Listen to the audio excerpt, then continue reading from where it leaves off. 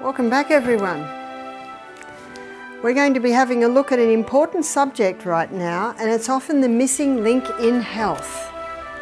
I get people say to me, Barbara, but I drink all my water, I exercise every day, I'm eating a plant-based diet, I have fresh air when I sleep, I'm not taking any stimulants, but every month when I get my period I have terrible pain. So that tells me there's a problem with the hormones. So what I'm going to begin with now is I'm going to take you through some of the symptoms of a hormonal imbalance. And Proverbs 11 verse 1 says that a just weight is not good, but a false balance is not good, but God delights in the right balance, and oh, don't we, when the body is balancing right. That's Proverbs 11 verse 1. And our body runs according to precision balance. So what I'm going to do today is I'm going to have a look at what it's like when the hormones are out of balance. Then we're going to have a look at how it should run. Then we're going to have a look at what throws it out, because the curse causeless shall not come. Something has come in to throw that balance out. And then the last thing we're going to look at is how to bring the balance back, because that's what the body desires. And the body's designed to heal itself, so all we have to do is work with those processes. So here are some of the symptoms of a hormonal imbalance in a female. Very early periods. Normal is 16 to 18, but most people have never heard of that today. We're getting girls starting to menstruate at 9 or 10. See, there's something amiss there. Heavy periods, very painful periods. Premenstrual tension, stress and anxiety at that time of the month. Endometriosis, too much of the lining of the uterus is wandering. And when a woman has endometriosis, she has terrible pain the week that she has her periods, and I'll show you why that is. Fibroids in the uterus, cysts on the ovaries, polycystic ovarian syndrome, cervical cancer, uterine cancer, breast cancer, thyroid problems, depression. These are some of the symptoms of a hormonal imbalance in a female. What about a male? What are the symptoms of a hormonal imbalance in a male? It can be low sperm count, it can be inability to hold an erection, it can be prostate problems, it can be too much of the female hormone causing a man to be effeminate, too much of the male hormone in a female can cause her to be masculine. So what I'm going to do right now is show you how the cycle should run. But let me introduce you first of all to the hormones that are responsible. Notice what our sex hormones are made from. Cholesterol. Dr. Malcolm Kendrick, in his book The Great Cholesterol Con, this is what he said: for the first time, normal levels of a normal vital body substance is being called a disease. You can see why I memorized it. Well said. If we don't have enough cholesterol, it's going to disrupt our hormones. Our hormones cannot be made properly.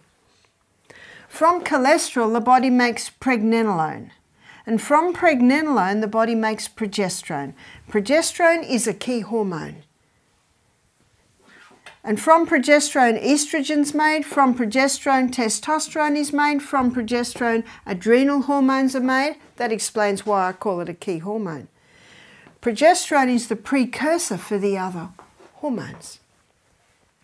Let me explain the monthly cycle. I'm going to explain it like a dance, because different players come onto the stage at different times of the month, or we'll call it of the dance. So the first hormone I want to introduce you to is progesterone, and progesterone is going to be wearing a green outfit, and progesterone's one of its roles is that of a happy hormone. And I was reading in Ellen White's that said that the home should be a very happy place. There should be laughter and lightness. Isn't that a wonderful place to raise children? But there are some homes where it's not a happy home. And it can be because especially the lady is not in a happy state. And it could be because she's lacking progesterone. And we'll look at why that would be so. The other player in the cycle, in the dance, is estrogen. And estrogen's main role in the body is that of a cell proliferator. So cell proliferator means causes massive cell growth, and it's the skinny young girl growing into a beautiful shapely woman that is what estrogen is responsible for. But if estrogen levels remain high, the beautiful shapely woman can get out of shape the other way. I liken estrogen to fire and water, good slave, bad master. And there are several proverbs that talk about the dilemma of when the slave girl becomes the mistress. Is that right? Mm-hmm. Not a good spot. It's very important, as is fire and water. But when it's out of control, it causes many problems, as you will see. So let us begin by looking at the monthly cycle. It's a 28-day cycle, or should be, and day 1 is the day that a woman begins to menstruate. And day 1, progesterone levels are low. So you could say progesterone's backstage, so to speak. Day 1 of the monthly cycle, estrogen is also low. But by day 7, it's beginning to rise up until day 14. At day 14, estrogen becomes the star player in the dance of the hormones. Let's go to the stage where the dance is played out, which is the reproductive organs of a woman's body. This is the uterus, they're the fallopian tubes, they're the ovaries, that's the cervix, this is the birth canal. So at this time of the month, with the rise in estrogen as a cell proliferator, estrogen is causing massive cell growth in the lining of the uterus, causing the blood nest to develop. Now, if estrogen levels are too high at this time of the month, too much of the endometrium is developed and it starts to wander all through the abdominal wall. There's your endometriosis. At this time of the month, with the rise in estrogen, eggs are being stimulated to fully develop. At this time of the month, under the action of estrogen, a form of lubricant is released in the birth canal. By day 14, it may be 15, a fully developed egg bursts forth from the ovaries, and the little filaments on the end of the fallopian tube pull that egg up, and the egg is moving up, up, up. So the fallopian tubes are ever moving like this, causing the movement of that egg. Now the hole where the egg bursts forth develops a blister, and that blister is called the corpus luteum. This little blister is very important because its corpus luteum is the main site of progesterone production in a woman's body. Can you now see the importance of a woman ovulating every month? Because when she ovulates, that's the release of the egg, corpus luteum's made. That maintains progesterone levels, which is maintaining all the other hormones. So what effect does the rise in progesterone have? Progesterone increases a woman's mood at this time of the month to the point of increasing her sexual desire at that time of the month. Progesterone also has a ripening effect on the lining of the uterus. I liken the progesterone to the plasterers and the painters, putting the finishing touches on the uterus. But progesterone has another effect, and that is on the cervix. The cervix is the gateway into the uterus. So the cervix is like a little cushion with a little button in the middle. But let me look at it sideways. Sideways, it basically looks like this. There's the little cushions and there's a little mucus plug in the middle. Under the effect of progesterone, at this time of the month, the mucus plug is released, the lips come up just a touch tighter, and a special form of lubricant is released around the cervix. And this lubricant is designed specifically to facilitate the entry of sperm up into the uterus, as you will see. So you can see the stages set for the entry of man. Let me give you a few figures here. It is estimated between 2 and 500 million sperm are released with one ejaculation. It's the smallest cell in the human body, is the sperm cell. Now sometimes up to half of that comes straight back out. Now if the sperm meet this cervix, not easy to gain entry because of the mucus plug and the lack of the special lubricant, but they're so tiny, a few may get through. But if the sperm meet this cervix, this lubricant literally grabs that sperm and shoots it up into the uterus. It's got a long way to go, long way to go. And some of them go down the long way, the wrong road, and they basically die and get taken away. But some go down the right road. Are you starting to see why God made between 2 and 500 million? And then, the sperm find their prize, which is the egg. The covering of the egg looks like this. Little folds. And the sperm has to nudge its nose into one of those folds. It's not easy to gain entry. It nudges and finally it makes its way in, and before it goes in it has to lose its tail. But as soon as it nudges into the egg, those other folds shut tight and a chemical is released that will kill off any other sperm that will try and gain entry. Incredible what science now shows us about the workings of the human body. At every step we can claim Psalm 139 verse 14, I will praise you, I'm fearfully and wonderfully made. Marvellous are thy works, and that my soul knoweth right well. Now if the conception happened, then progesterone soars 200%. So often do we say about a pregnant woman, she's just blossoming. If she's not, what would that indicate? That she's lacking progesterone, and we'll look at why that is so.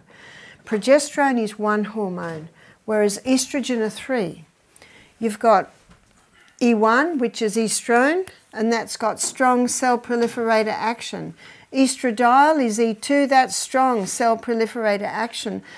But estriol, E3, is a delicate estrogen, and it's estriol levels that rise in pregnancy. So what happens if conception didn't take place? Then by day 26, you've got the drop of progesterone. Write down. Day 26, you've got the drop in estrogen, which was already starting to drop. And when both of the hormones drop, the blood supply to the uterus is cut. And when the blood supply to the uterus is cut, then the blood nest falls away and we are once again at day 1 of the monthly cycle. That's how it runs. And that's what it should look like. Unfortunately, it doesn't look like that in many women today. Before I show you what causes a disruption in this cycle, I want to mention sperm for a minute. When sperm enters a woman's body, it's an alien, so her immune system rises to attack. But when sperm goes through the prostate gland of a man, it takes on an immune suppressant property. So when woman's immune system rises to attack, the immune suppressant property of sperm knocks back her immune system and sperm survives. Isn't it a miracle any of us are here? When you consider what has to be in place for the conception of a human being. But I've got some good news. Woman's body has memory, and every time her husband's sperm enters her, her immune system rises to attack and says, oh, it's husband, we'll just stand back. And the sperm goes through. But this is a very important point, because can you imagine how dangerous it is on a woman who has multiple partners? Can you imagine how dangerous it is in the area of anal sex for men and women? It is incredibly dangerous. Now I'll mention this as adults because it's important to know this. that the birth canal can take a beating because it's muscular. But the colon cannot. The colon is a fine, delicate wall. So in the area of anal sex, it's incredibly physiologically dangerous. Dangerous for the anus and the colon, dangerous for the immune system, because you've got an immune suppressant property going in an area where it should never be. Excuse me? Yes? When you talk about multiple partners, do you talk at one stage or do you talk about all the years? I'm talking about many over a period of time. Yeah. So what did God mean for us to have? One partner, that is right. And you can see that God's plan is the best plan. But in Australia today, and I know American movies, I guess everywhere, sex is almost portrayed as a sport. And, you know, a woman and a man will go out and have a drink and then end up in bed together, and the next weekend it'll be another partner. So, you know, I'm also referring to that. So what causes the disruption? Number one, 1957, the first contraceptive pill was introduced to women. But men and women are, and will continue to pay a very high price for this so-called sexual freedom. It was introduced because women wanted to be able to have sex without falling pregnant. What is the pill? To understand why it is so dangerous, we need to know what it is. The pharmaceutical companies grow acres and acres of Mexican wild yam. And this wild yam contains a plant chemical called diosgenin. And in a laboratory, diosgenin can be converted to progesterone. It's called progesterone because it has an identical molecular structure that the progesterone that our body makes has. But the pharmaceutical company can't patent that. They can only patent something new. That's why they don't like sodium bicarbonate. They can't patent that. So what they do is they add a few more atoms in one area and come up with a synthetic estrogen. And it was in the late 80s and early 90s that was acknowledged that straight estrogen was causing so many problems with women. And so they had to start putting some progesterone in the pill to try and reduce the problems that were arising from straight estrogen. The Australian Health Department, and this was 15 years ago, stated that estrogen is a known human carcinogen. Can you see it's causing massive cell growth? So they came up, they add a few more atoms in another area and they came up with a synthetic progesterone. And it's not called progesterone, it's called progestin or progestone. Has that helped? No, because now it blocks the progesterone receptor site, so it really hasn't fixed anything. And many women who are on the pill in their teens, I'm a baby boomer. So my girlfriends and I were all on the pill. Everyone I knew was on the pill. So when's this? This is early 70s. We didn't even think about it. We didn't, and isn't this what happens? People don't question it. Please question it. Please question everything. We didn't think there was a danger at all. But what's happening to a lot of those women now, they're now going through menopause. They're now, and some women have said, oh, but Barbara, that was 30 years ago. That's right. It was, the balance was thrown out 30 years ago and it's still out. How do we know? Because those women are going through menopause and they're having hot flushes. What's hot flushes? Too much estrogen. It's a capillary dilator, causes the blood to rush to the skin. The husband knows it because all the blankets get thrown off in the middle of the night and they get pulled back on again. Weight gain. Weight gain in this area particularly. Can't sleep at night. Depression. Thyroid problems. High estrogen opposes thyroid function. Progesterone boosts bone building cells, osteoporosis. Can you see all of these areas? Elaine Hollingsworth, a health writer in Australia, she's written a book called How to Eliminate the Sickness Industry. She calls it the mass murder of millions of women.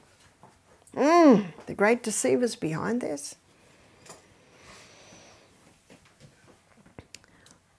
I believe that most doctors do the best they know. I believe most doctors are honest and true to their profession, but I do not believe the pharmaceutical company is. And that's who came up with this. And so we have a woman who's having hot flushes. She's the CEO of a big company. She's giving meetings and then the flushes come. She goes to her doctor. She said, I've got to do something about this. So he puts her on hormone replacement therapy. More synthetic hormones. She is happy because the flushes have stopped. Why have the flushes stopped? Because these synthetic hormones going into the body makes the body think it must be pregnant. So instead of putting the energies to the skin, it puts the energies internally. 6 years later, she's got a lump on her breast cancer. The doctor takes her off HRT immediately. Why? Because he knows. And if you say to the doctor, why did you advise it? He says, well, she was suffering and it brought her relief. And that is true. And not every woman will get breast cancer. That's also true. But I don't know about you.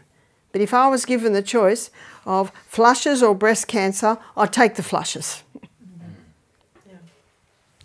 And you see, the doctors are only trained that when there's a problem, here's what you give them. Here's what you give your guest. And many women love it because the flushes stopped. But drugs never cure disease. They just change the form and location. The body and the body alone is the effective healer.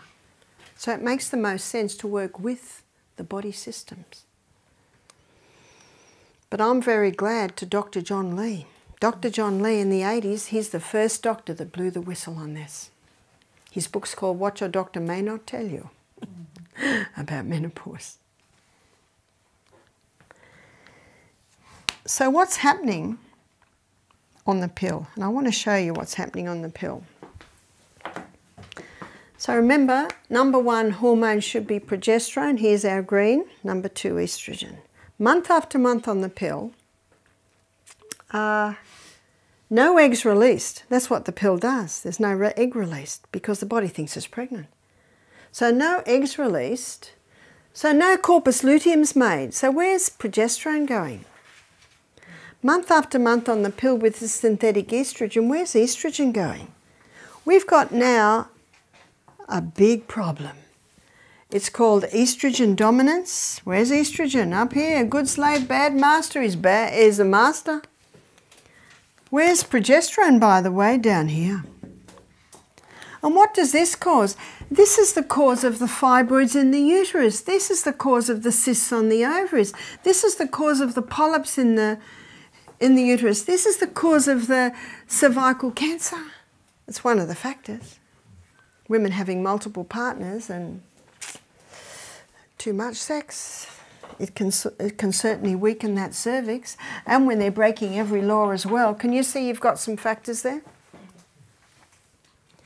High estrogen causing too much endometrium. There's your endometriosis. And every month, when the levels drop and the uterus bleeds, all of those pockets bleed. That causes excruciating pain because that blood's got nowhere to go. One 25-year-old girl said to me, I've got endometriosis. I went to my doctor. He said, you'll be all right when you go through menopause. What's that, 25 more years of suffering? And what the doctor can do is he can scrape the pockets and that will bring a little bit of relief, but now we've got scar tissue there.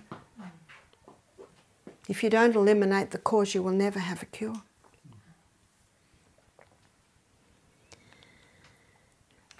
High estrogen, with its cell proliferator action, causing cyst in the breasts, causing calcified lumps in the breast, causing breast cancer. Where's the progesterone? Happy hormones gone. This explains the premenstrual tension. I said to one lady, do you get premenstrual tension? She said, no, I just hate my husband for a week every month. She's got it. Another lady said, I don't know, ask my husband. And he's going, yes.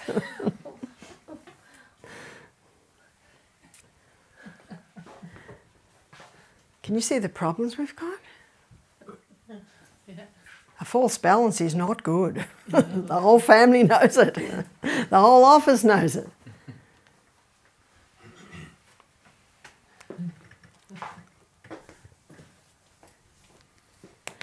There's more. Because there are some people who have never been on the pill. Their mother was never on the pill. And by the way, if a woman's on the pill before she gives birth to her children, the man child and the woman child will both have some hormonal imbalances.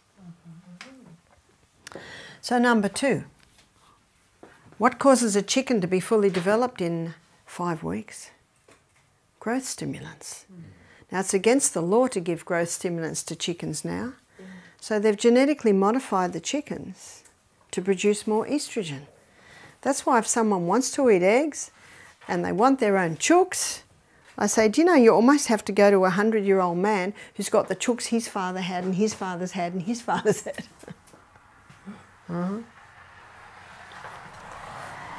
We had a cattle farmer's wife do our program. She said, you know, the pharmaceutical company knock on our door monthly pushing the growth stimulants.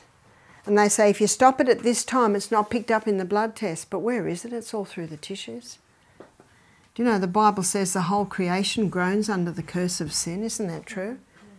And Ellen White says the time will come when meat and dairy are not fit for consumption.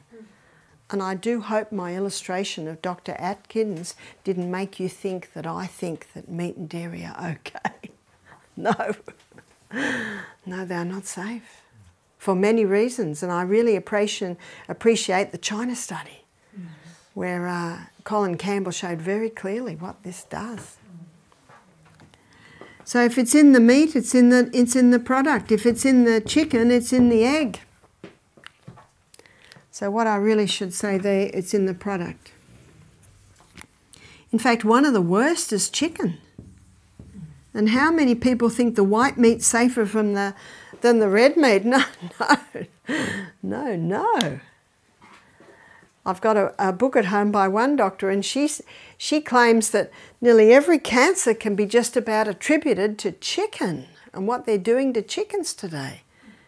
I don't know about here, but in Australia, you can't even get within about 2 kilometres of a chook farm because of the stench. And they're all in little cages, and they don't have any green, and ooh. Yeah? So you're saying if you have your own chickens, it's the same because they are passed on the genes? Or? Do you know it can be? That's why you really have to get a healthy chooks. Healthy chooks. And if you do like to have chooks and have eggs, then you've got to get the healthy chook, and you've got to make sure they're having organic grain, and you've got to make sure they're having greens, etc., etc. So if it's in the meat, it's in the products. What about fish? Well, you've got 80% of women on the pill or HRT, and the sewage goes out to sea. The fish feed on the sewage. Some fish farmers are finding their fish aren't reproducing anymore. Or they're finding male fish with female tendencies, vice versa. But the fish isn't the end of the food chain, is it? The human eats the fish. That's why the message that we have of medical missionaries is showing people the superiority of a plant-based diet. There's more. Plastics. Now, I hope I don't stress you out, especially ladies, if a lot of your clothes that you've brought with you have polyester, nylon, acrylic. You'll be able to buy natural fibre very soon. But this is a contributing factor. Ladies, how hard is it to find a bra made out of cotton? Most bras are made out of nylon. A lady said to me a couple of days ago, my husband said, you got to go out as quickly as possible and buy some cotton bras. And just watch what your underwear's being washed in, because your skin will take in those chemicals. So plastics, the plastic fibres are acrylic, polyester and nylon. They're the three really plastic fibres. Now I have got a very pretty dress at home and it's made out of polyester and I love it. But guess what? It doesn't touch me. I've got a silk petticoat on underneath. It's touching the skin. Be careful what you're drinking out of. You need stainless steel or glass, or you can get hard plastic. And hard plastic is free of the phenols. Let me show you what I mean by that. Estrogen, in its molecular structure, has a phenyl ring. That phenyl ring is the key that unlocks the door to get it into the cell. And most plastics today have nonylphenol to soften them, or they have bisphenol A.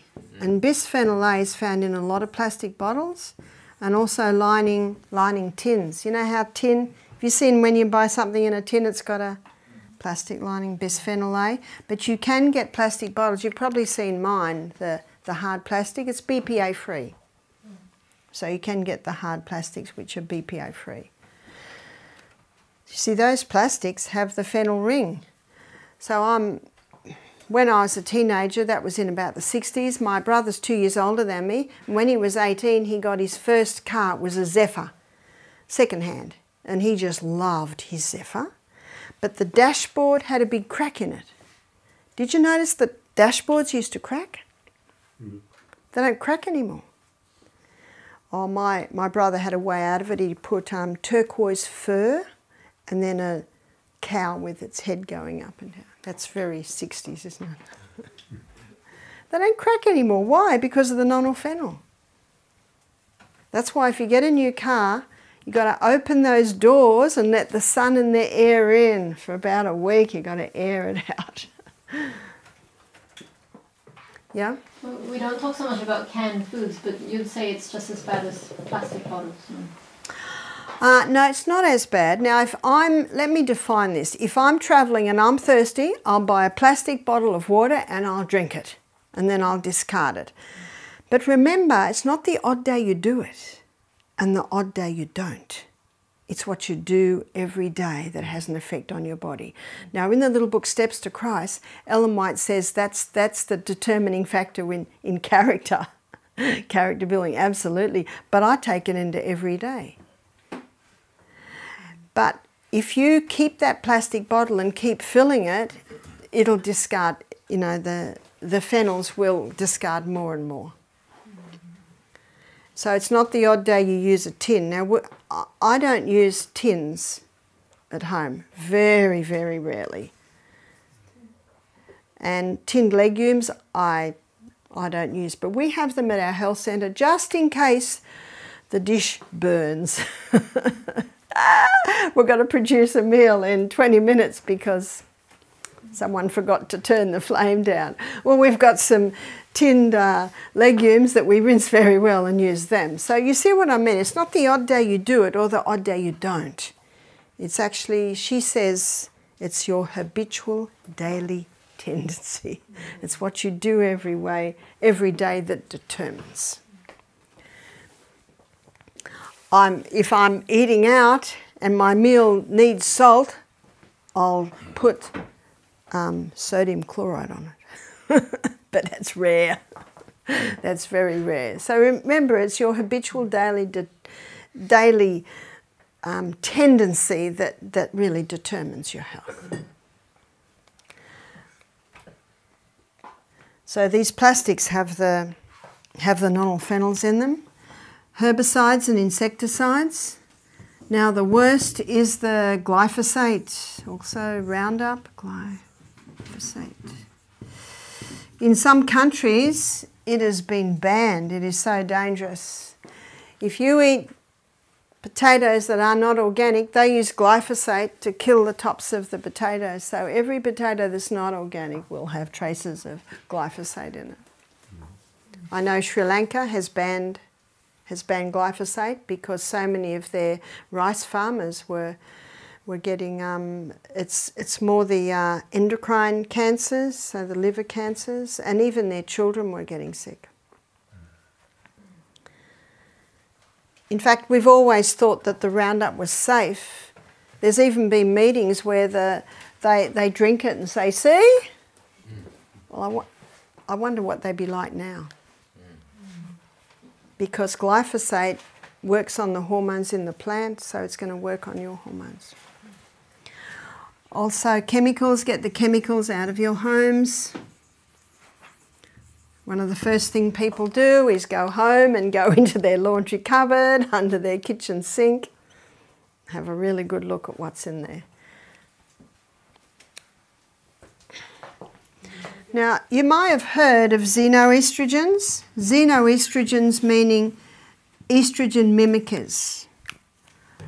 So these are your estrogen mimickers because of especially the plastics with the nonylphenols and the effect that they have on the estrogen receptor sites.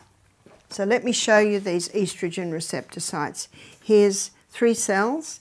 Here are 3 estrogen receptor sites. And the first one we're going to have a look is the xeno, which is the ones coming from the plastics, herbicides, insecticides, chemicals.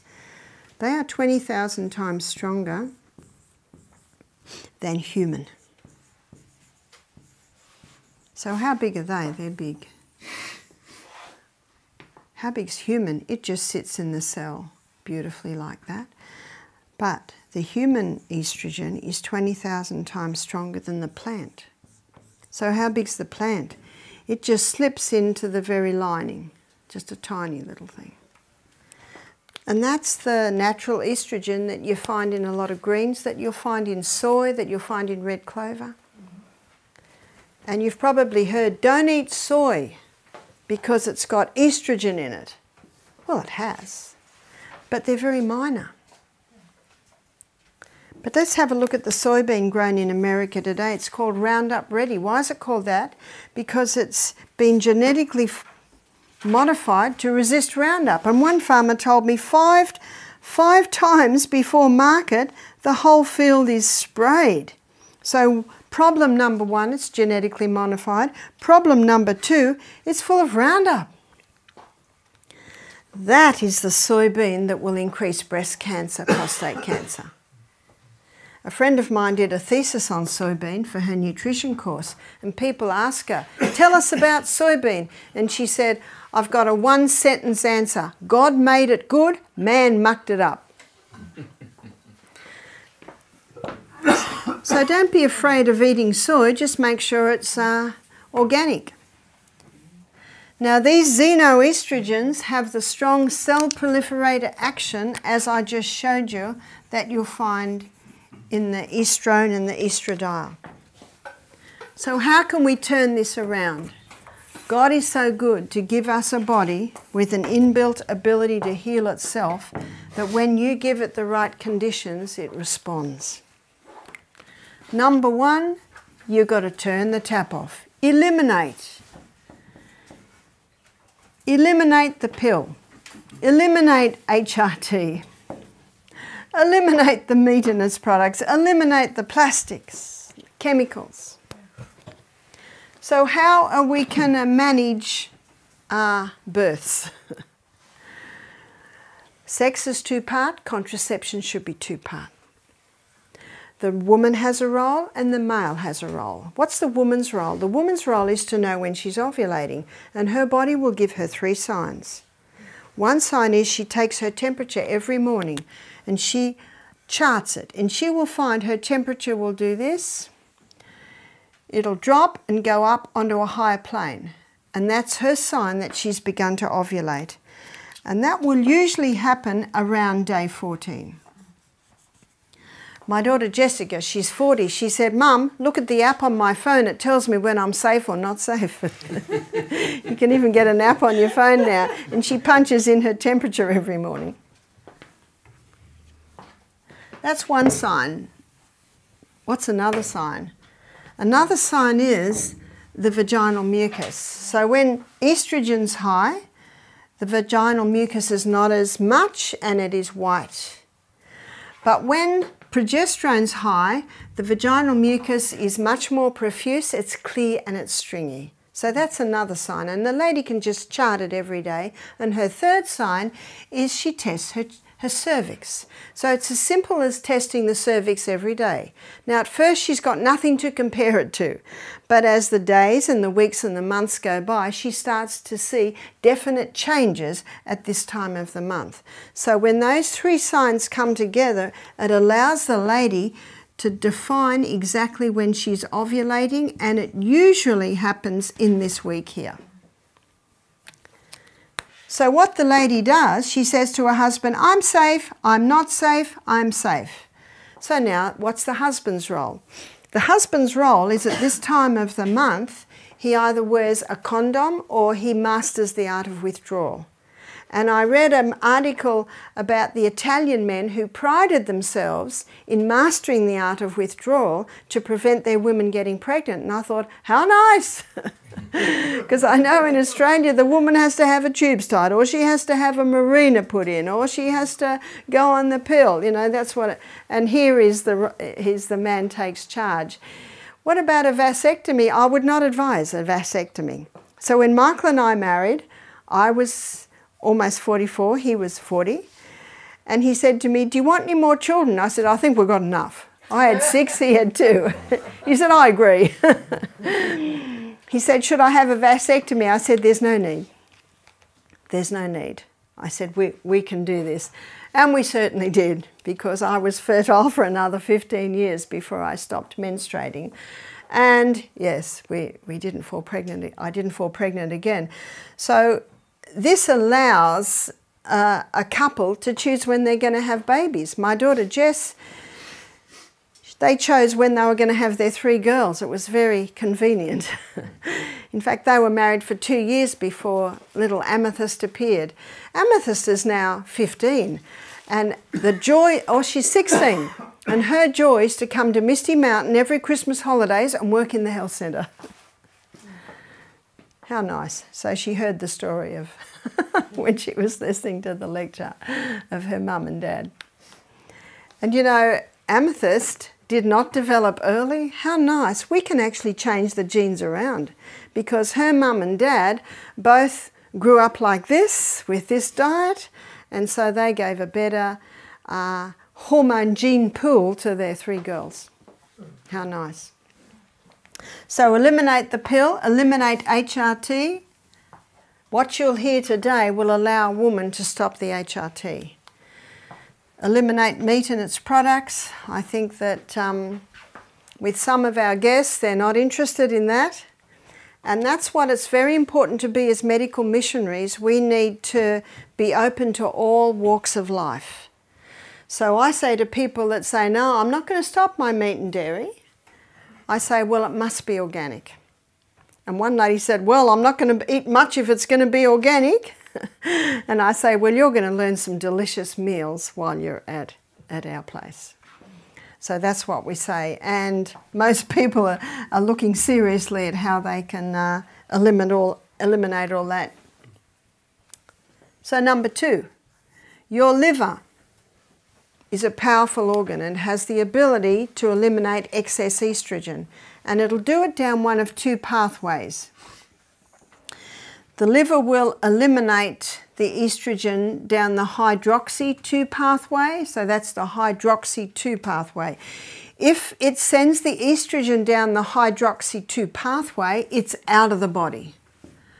But if it sends it down the hydroxy 16 pathway, it comes back into the body 100 times worse. So what I'm going to show you now is what stimulates this and inhibits this one. And it's various foods can stimulate the hydroxy 2 pathway.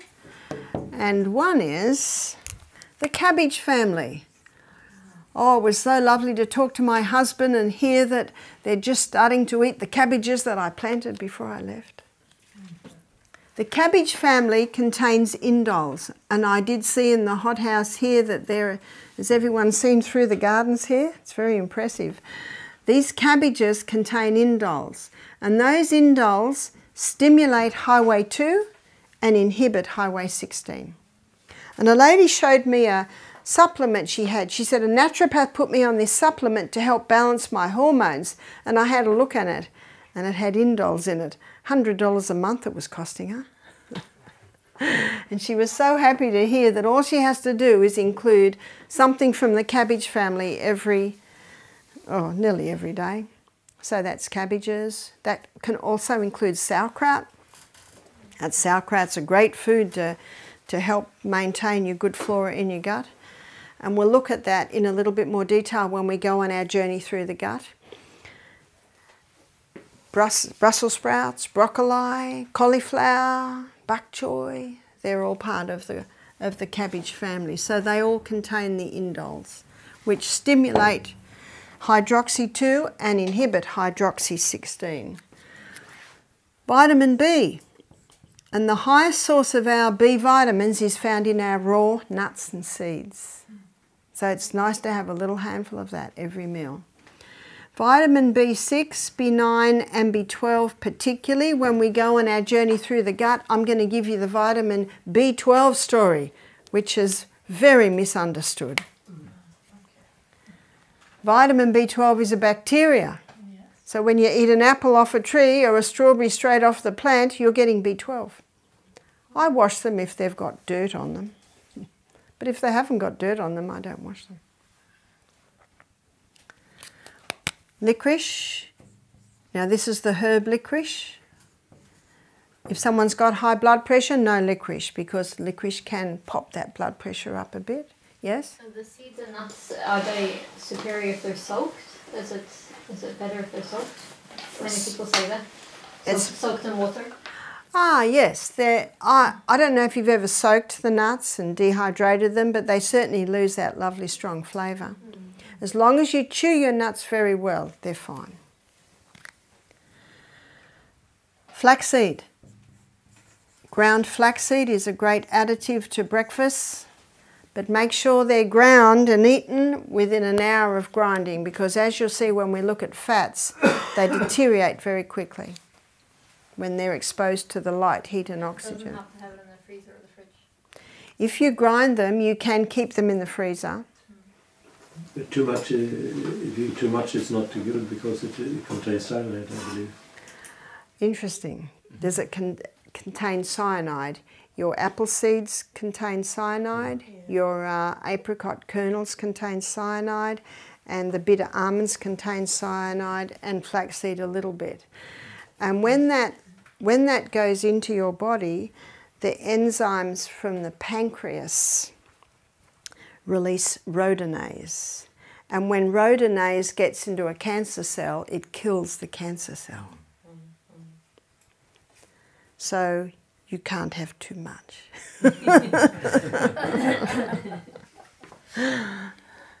I don't know anyone who eats a cup of that a day, though, you see. Can you spell rhodonase for me, please? Rhodonase.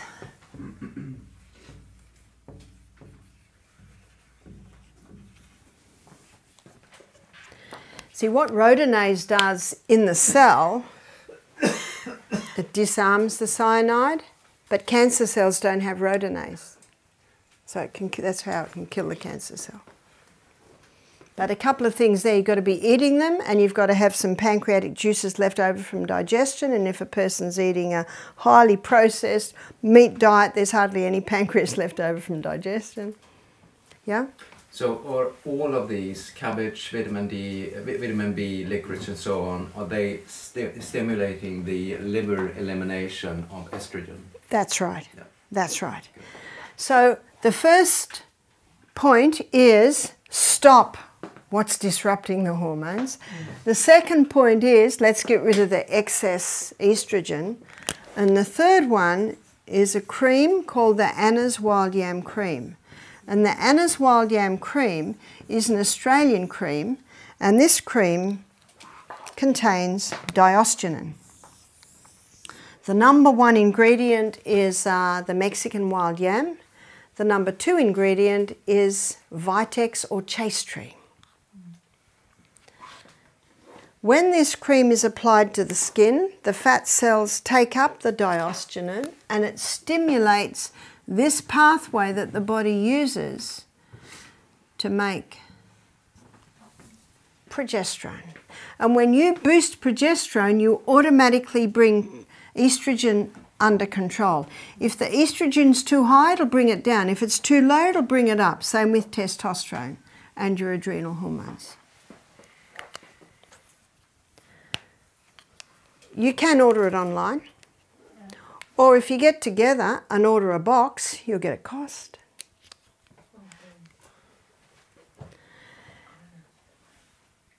So, how do you apply it?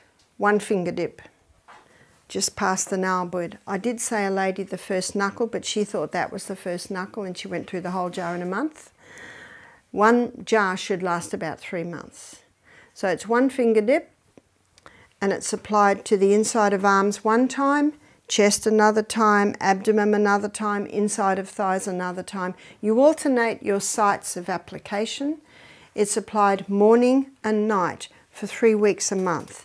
So if a woman's menstruating, she's applying it for the 3 weeks where her progesterone level is highest. If a woman is not menstruating anymore, either because she has lost her uterus or she's finished, she's gone through menopause, then she just chooses 1 week a month where she doesn't apply the cream. One lady said to me, I used this cream and it didn't work. I said, oh, how long did you use it for? She said, 2 months. Well, let me show you what's happening with 2 months. She's got a major hormonal imbalance and her symptoms show that. After 2 months, where are the levels? About here. Where do we want them? We want them here. And so I suggest at least a year to get those hormones back into balance. When I was in the Bronx teaching a few years ago, they brought a 9-year-old girl to me that was menstruating. So I suggested the Anna's Wild Yam Cream for a year to balance her hormones. I met a 92-year-old lady who was on the Anna's Wild Yam Cream for her osteoporosis. You see, progesterone boosts bone-building cells. I've seen many with thyroid problems go on the yam cream. Remember, the high estrogen opposes thyroid function. Get that estrogen down. It can be part of the programs that you advise as you start to put programs together next week for people with various illnesses. And you can see why. Yes? So how should you use Anna's Wild Cream due to osteoporosis? Same. Same. Okay. So that's the application for a woman. What about a man? A man applies it twice a day, but he doesn't have the 1 week break because men aren't cyclic like women. So why would a man use it? A man would use it for prostate problems. We had a guy do our program who was having a 3-monthly injection to try and get his testosterone levels down. You see, high estrogen in a man can get high testosterone, and that testosterone can convert into a form of testosterone that causes inflammation of the prostate gland. And let me tell you something very interesting. If a man has zinc every day, that zinc inhibits the conversion of testosterone to the dangerous form of testosterone. And what's the highest form of zinc? Pumpkin seeds. Yeah. Thank you, Casper. We all had pumpkin seeds this morning. Yeah. In fact, one health writer said if every man was having adequate zinc, there would be no such thing as prostate problems. Interesting. And you can see why. So for a man, he would use it for prostate problems. And so this man, I started to tell you the story, he heard this, and he was having a 3-monthly injection to get his testosterone levels down. He'd developed breasts, and he was having hot flushes. He heard this, and he made a decision. No more hormone injections. He started to use the Anna's Yam Cream. He started to drink more water. He started to go to a plant-based diet. Because one cause of a hormonal problem can be just too much chicken and eggs. You can see that? He started to exercise, started to go to bed early, stopped his daily cup of coffee and his weekend red wine. Can you see that these are the true remedies? They're the true remedies. That's not the true remedy. They're the true remedies. That's your basis. Now this will certainly help. Remember Psalm 104 verse 14? God gave herbs for the service of man. So the herbs can come in and help, but you must have that foundation. And I think the reasons why, even though I was on the pill for a few years before I gave birth to my baby, I think because I lived the true remedies, I didn't see any hormonal imbalance in my children. They can do it, but they take a lot longer. Whereas most people with a hormonal imbalance, they're wanting help quick. And God gave the herbs for the service of man. So some say, well, what if you eat the wild yam? Well, Dr. John Lee, he says, if you eat it, you lose it because the liver detoxifies it. He says you can get 400% more of the actives via the skin. So that's an interesting point to take note of. So this man implemented the lifestyle and started the cream. His wife emailed me 10 months later. She said, I've got good news. She said, the breasts have gone down, the hot flushes have stopped. He's just had a test at the doctor and his testosterone levels are the best they've been for years. Wow. What an amazing body we live in. That's implementing the true remedies and taking the herbs to help shift that balance back.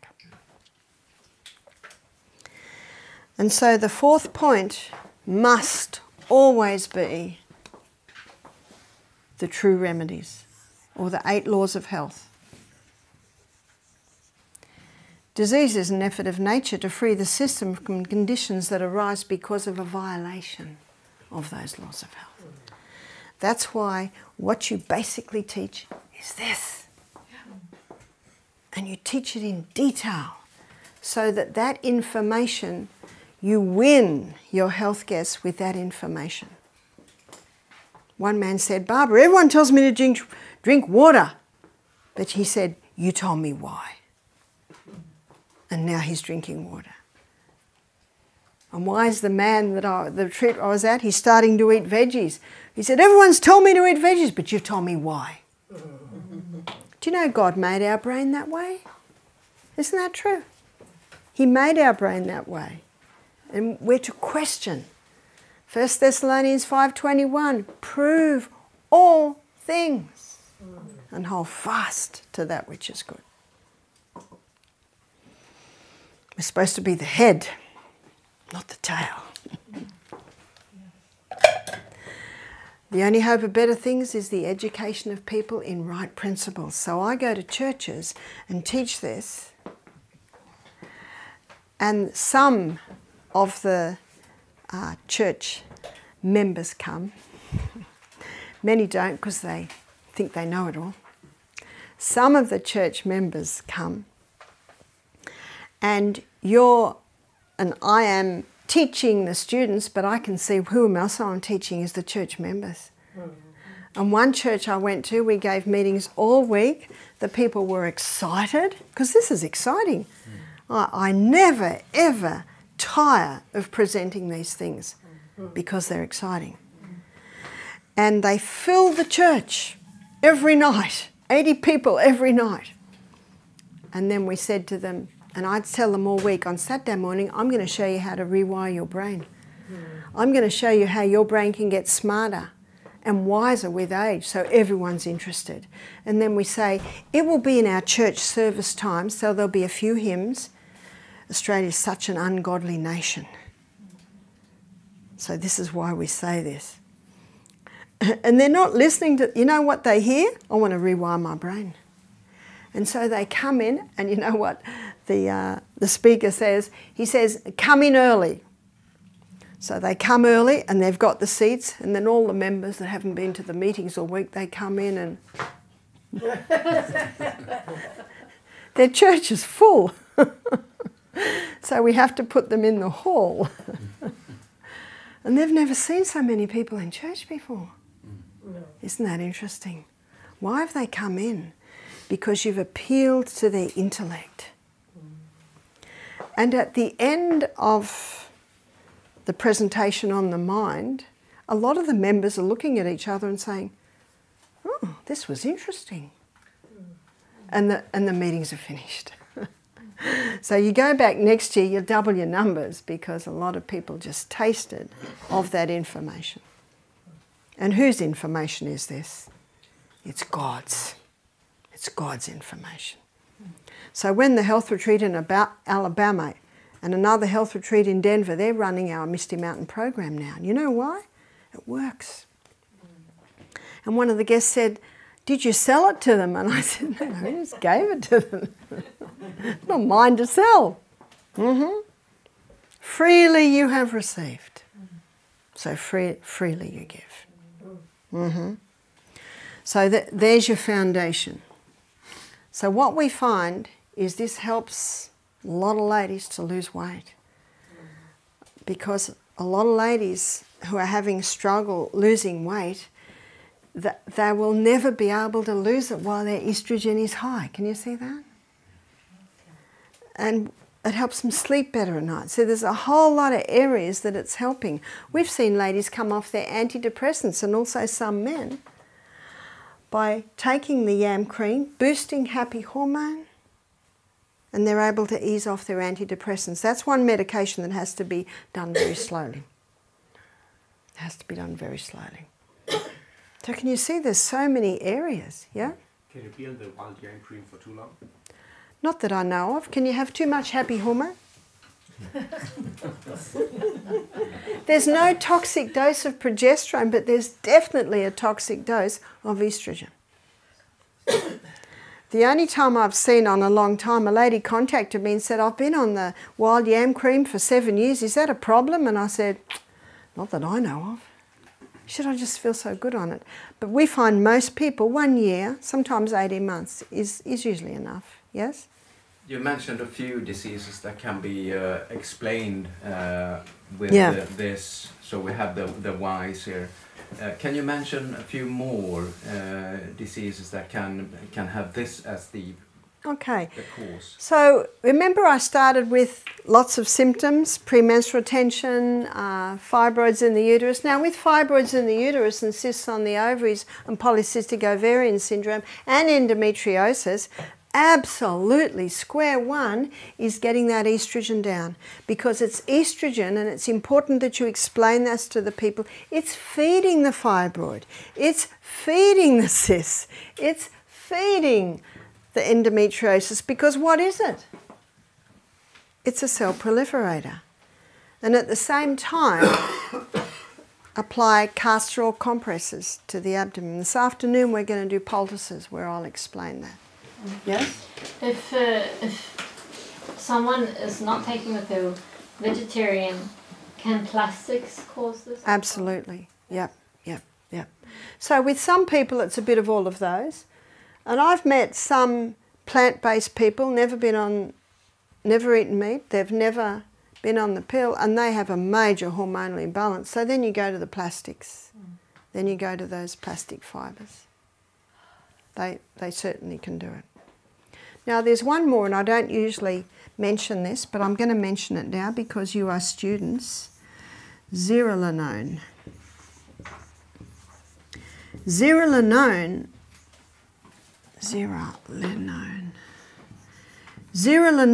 is a mold waste. And zearalenone is commonly in grains. In fact, in most countries they test grain for levels of zearalenone. And zearalenone has an estrogenic effect. Now in Australia they test for zearalenone levels, but there'll never be zero zearalenone. You know how they say they consider this level safe but this level not? And Australia grows so much wheat. We grow mountains of wheat. and we store it in big silos. And you get a cold frosty morning and a hot sunny day, what's happening in the silo? It's a mould waste, it's zearalenone. Now the reason I'm mentioning it now, it has an estrogenic effect. So people that are eating cereal and toast for breakfast, sandwiches for lunch, pasta for tea, and biscuit, cake mid-morning, mid-afternoon, there's that overload of carbs, but it's overload of one type of grain. What's that? Wheat. But it's only on wheat, or was it on other? It's mostly on wheat. Well, it's the wheat that they test because we grow so much wheat. We grow tons of wheat because Aussies eat so much wheat. You go into the cake shop. What grain is everything made out of? Wheat. But why wouldn't you mention it before? Is it because it's not as high as the other ones? Because I'm going a lot deeper with you because you're teachers. And usually I don't mention it because I just don't have time. And I'm so excited about this school because I can go so much further. And when you teach, you'll skim on the top. But I'm teaching you a lot deeper. So can you see that a high carbohydrate, high wheat diet can also be contributing to it? In the 1980s, in Mexico, they were using as a growth stimulant zearalenone, which is an anabolic agent made from zearalenone.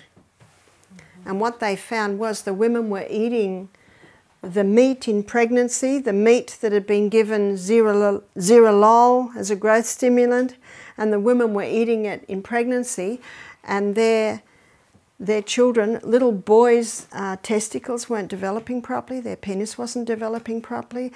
All the children started to have these reproductive problems at 5, 6, 7, and they traced it to the zearalenone, the anabolic agent that was given to the meat that was made from zearalenone, because zearalenone has an estrogenic effect.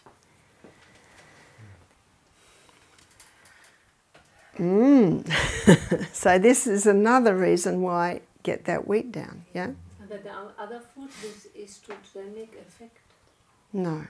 No, okay. Well, the plants, but I showed you the plants, it's very low.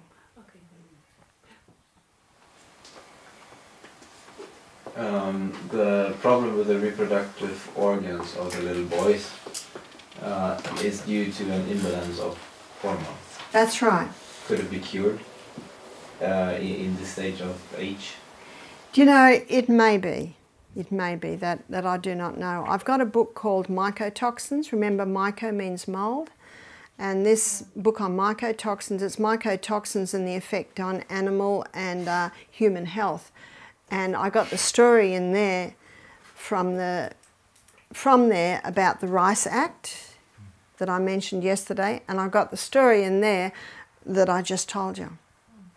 So, you know, this book is showing the mycotoxins and the effect on human health.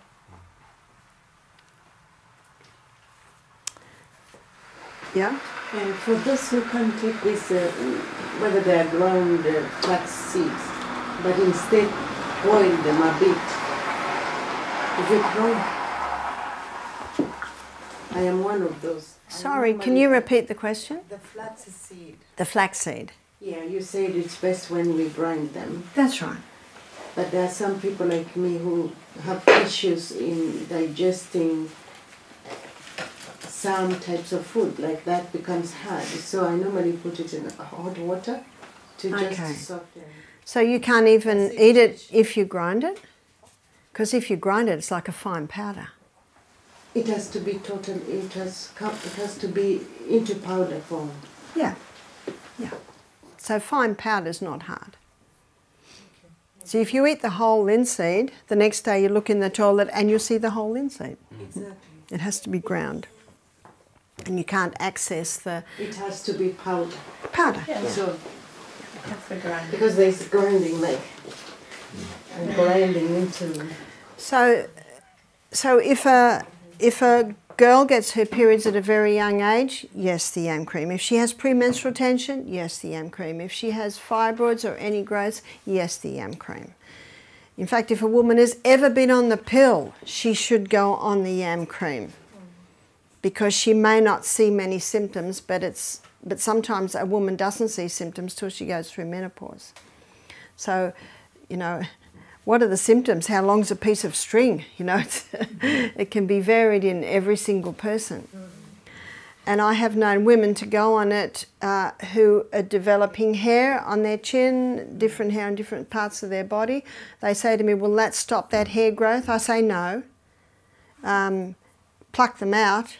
But you can balance the hormones that may not get to the point of stopping the hair growth. We're not in heaven yet. Remember, if you can manage it, you are doing well. I have known men to go on that who don't like the fact that they're effeminate. And so that will help. I've also had, I had a man say to me, I really like this cream, it puts lead in my pencil. So I think you know what I mean by that. It allows him to have erections, which he was unable to have. It may not bring a 50-year-old man back to what he was when he was 20, but it can certainly help. So there are so many areas where it helps. And that's why I wanted to show you what throws the hormones out and how to bring the balance back. And when you understand these hormones, then you understand why it has such an effect. So what I also find, I'd like to look at the menopausal woman in our last 5 minutes. We're nearly there. Let's look at the menopausal woman. Here are some common symptoms of a woman who has a hormonal imbalance. She's having hot flushes, she has weight gain, she's not sleeping properly, she has no desire for sex. The yam cream can help all that, absolutely. But another problem that she's finding very difficult is sex is painful. The lubricant is not made anymore, and the cells that line her vagina are incredibly tender. So what can be done for that woman? There's something that's becoming popular. It's called yoni stones. And yoni stones are made out of nephrite jade. They're like a green marble, and they were developed in the Chinese dynasty to help the young concubines be sexually toned for the emperor. So why are they helping women today? Well, let me tell you why. So let me draw the stones up here. So this is the largest stone, and they look like an egg. Here is the second largest stone, that's say the middle-sized stone, and this is the smallest stone. And they have two little holes in the bottom where a bit of dental floss can be exerted for easy extraction. So what a woman does is she takes the largest stone and she inserts it until it touches her cervix. She won't even know it is there. And she wears that for 1 hour a day for the first week. 2 hours a day, week 2. 3 hours a day, week 3, 4 hours a day, week 4, 5 hours a day by the 5th week. And then she continues wearing the stone 5 hours a day for, say, 6 months. By then, her pelvic girdle is strong. And she can go over to the middle-sized stone. And she might wear that 5 hours a day for 6 months and then go to the smaller stone. So let me draw the pelvic girdle and show you why this is so important and why it is helping women. So the pelvic girdle when stretched out. So let's stretch out the pelvic girdle, and this is the belly button and this is the coccyx. So this is the urethra, this is the vagina, this is the anus. And this pelvic girdle is a muscular system. It's just all muscle. But around these areas here, the muscles are like this. So it's all muscle. And so when a woman is holding that stone, the muscles are holding it. And the muscles are like any muscle. When you start working them out, you increase the blood supply there. And when you increase the blood supply there, that blood supply, remember the life of the flesh? When you've got the increase in blood supply, you've got to that area an increase in oxygen, an increase in nutrition, an increase in water, an increase in waste coming away.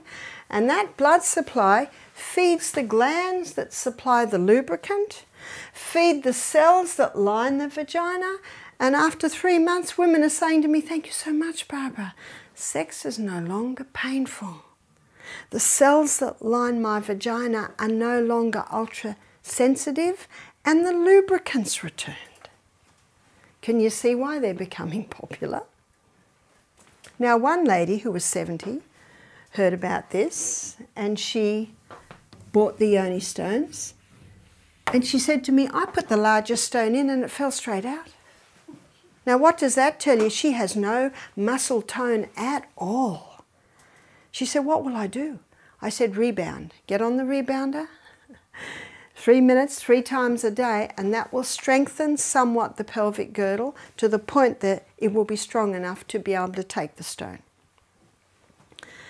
So why would she want the yoni stone?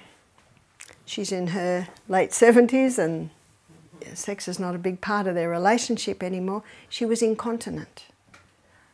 So when you strengthen the pelvic girdle, you automatically strengthen the urethral muscle, you strengthen the anal muscle, you strengthen that whole area.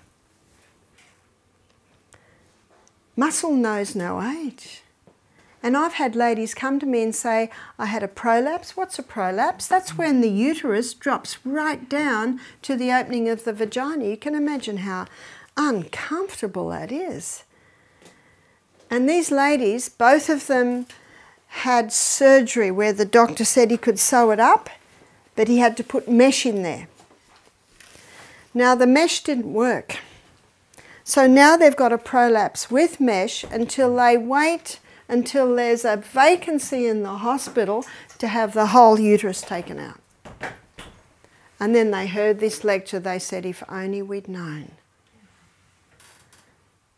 So why does the doctor use mesh? It's not his fault. Because the muscles have no tone. He can't sew them up because there's no tone in them. It's our responsibility to keep our body fit, strong, well-nourished. So that if a problem arises, but by the way, I'd like to suggest if your body's fit, strong and malnourished, you probably won't even have a prolapse. But then some women have had a prolapse because when they gave birth, it didn't go quite right, and the doctor did the best he could. But you see, we're fighting gravity here, and strength comes by fighting gravity. And it's also important for women to squat. Can you squat? Every day, every day. We should squat. My husband can even squat now. Now, he doesn't have a pelvic girdle like ladies do, but he's so excited that he can squat. Yes? What are the primary causes of bad muscle tone? Is it primary causes of bad muscle tone is basically a violation of the laws of health, but the cells aren't nourished, the cells aren't well watered, the cells aren't well rested, but the muscle cells are not used. But in that particular area, I mean, it's just enough to walk then and get that kind of exercise? Or is it giving birth? Not many people walk. Not many people exercise. And you can't blame birth because I've had 6. You see, it's not birth. Women's body was made to birth. Yeah? Would the squats also have men who are urinating very often during the night? Yeah, it can help a little bit, but prostate problems, that is one area where the yam cream can help. Yeah. My daughter Emma gave birth to twins 17 years ago, and both twins were about 6 pounds, so that's a lot. She said that her stomach came out to her middle knuckle. That's a long way. And after she gave birth, if she coughed or sneezed or laughed, she'd lose a little urine. And she just thought, this is something that I have to live with because, you know, the pressure of the babies. And then she heard about the yoni stones, so she ordered them. She used them, and after 3 months she could laugh, she could cough, she could sneeze, and she would not lose urine. She strengthened her pelvic girdle. Women that squat a lot have a much stronger pelvic girdle. I can squat easily because when I was pregnant with my last baby, he's 33 now, I read a book called Active Birth by Janet Velasquez, and she advocated squatting. So I squatted 10 minutes every day to get used to squatting. And when William was born, the whole baby flew out with one push with the bag intact. Oh, that squatting's powerful. They had to catch him. And then I continued to squat because it was now a comfortable position. And you look in countries where women do a lot of squatting, they don't have near the prolapse problem. So it's just strengthening those muscles. It's using those muscles. Rebounding is really good for them on the rebounder. And strengthen your core. Strengthen your core from the outside. Look at your Pilates type exercises. They all strengthen the core. Remember, strengthening the core helps our spine. We have so much to give people, don't we, with this information. So much to give. Because God desires that we all prosper and be in health as our soul prospers. So let me say a word of prayer to finish our morning session. Father in heaven, thank you so much for what you've given us today. Thank you so much for this body which is fearfully and wonderfully made. Marvellous are these works that my soul knoweth right well. Father, give us all understanding, give us all retention, and show us where you would have each one of us. We pray in Jesus' name. Amen.